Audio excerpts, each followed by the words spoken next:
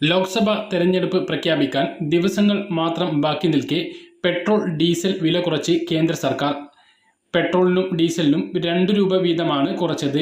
കേന്ദ്ര പെട്രോളിയം പ്രകൃതിവാതക മന്ത്രി ഹർദീപ് സിംഗ് പുരിയാണ് സമൂഹമാധ്യമമായ എക്സിൽ ഈ കാര്യം അറിയിച്ചത്. പുതുക്കിയ വില വെള്ളിയാഴ്ച രാവിലെ 6 മണി മുതൽ നിലവിൽ വരും. പെട്രോൾ ഡീസൽ വിലയിലെ കുറവ് ഉപഭോക്താക്കളുടെ ചെലവ് കുറയ്ക്കുകയും ഡീസൽ ഉപയോഗിച്ച് ഓടുന്ന 58 ലക്ഷം ഹെവി ഗുഡ്സ് വാഹനങ്ങൾക്കും 6 കോടി കാറുകൾക്കും 27 കോടി ഇരുചക്ര വാഹനങ്ങൾക്കും പ്രവർത്തന ചെലവ് കുറയ്ക്കുകയും ചെയ്യുമെന്ന് മന്ത്രാലയം വ്യക്തമാക്കി. ലോക്സഭാ ഇലക്ഷന് മുന്നോടിയായി 10 രൂപ വരെ പെട്രോളിനും ഡീസലിനും കുറക്കും എന്ന റിപ്പോർട്ടുകൾ വന്നിരുന്നു. പക്ഷേ 2 രൂപ മാത്രമാണ് കുറച്ചത്.